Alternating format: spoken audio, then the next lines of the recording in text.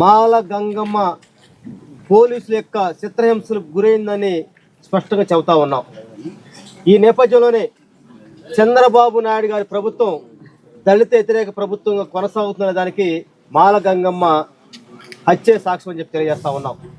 ఈ మధ్యకాలంలో చంద్రబాబు నాయుడు గారు అధికారంలోకి వచ్చిన 2 సంవత్సరాలు నిండిన సందర్భంగా పూర్తిగా దళిత వ్యతిరేకంగా మాట్లాడుతూ చేస్తూ దాదాపు 15 మంది దళితుల్ని వివిధ రూపాల్లో చంపారంటే ఇది ఖచ్చితంగా దళిత వ్యతిరేక ప్రభుత్వం చెప్పడానికి ఎలాంటి సందేహం సందర్భం తెలియజేస్తా ఉన్నాం.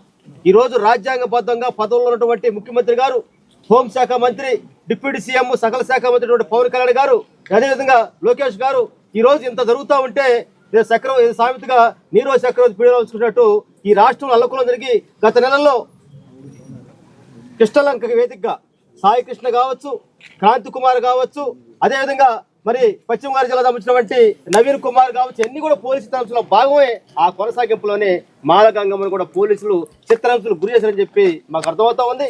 ఈ నేపథ్యంలోనే మాల గంగమ్మ తన కొడుకు పోయినటువంటి దాన్ని ఇంతమంది పోలీసులు పట్టించుకోలేదని చెప్పేసి కోర్టును ఆశ్రయిస్తే కోర్టుకు నివేదిక ఇవ్వమని చెప్పి పాయిస్తాపు చెబితే ఆ సిట్టు కాస్త చిత్రహింసలు పాలు చేసి గంగమ్మను చంపిన దాంట్లో ప్రధాన ముద్దాయిలు పోలీసులు అని చెప్పేసి తెలియజేస్తా ఉన్నాం. అంతేకాకుండా ఈ రాష్ట్రంలో రెడ్ బుక్ రాజ్యాంగం పేరుతోటి అణగారిన వర్గాల్ని పెట్టల్లో రాలిపోతా ఉన్నారు.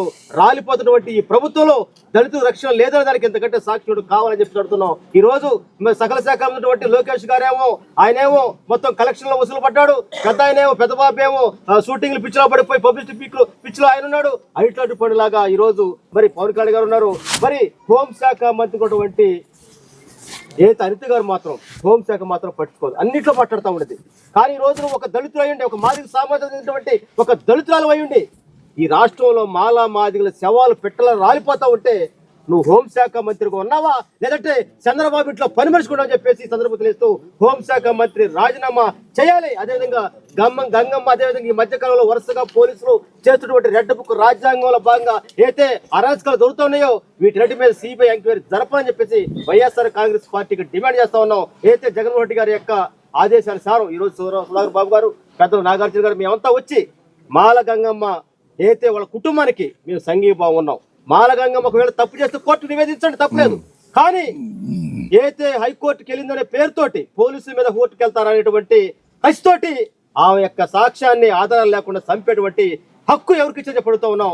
అందుకే దీంట్లో వాస్తవాలు బయటకు రావాలని చెప్పేసి జ్యుడిషియల్ ఎంక్వైరీ జరపాలి, లేదా సిబిఐ ఎంక్వైరీ జరపాలని ఒకవేళ మీరు కానీ చట్టపరమైన చర్యలు తీసుకుపోతే ఖచ్చితంగా వైఎస్ఆర్ కాంగ్రెస్ పార్టీగా జగన్మోహన్ రెడ్డి గారి ఆధ్వర్యంలో ఖచ్చితంగా సిపిఐ ఆశ్రయిస్తామని చెప్పేసి కోరుకుంటూ ఖచ్చితంగా మా గంగమ్మ న్యాయం జరిగే విధంగా వైఎస్ఆర్ కాంగ్రెస్ పార్టీగా మేమంతా కూడా అండగా ఉంటామని తెలియజేస్తా ఉన్నాం.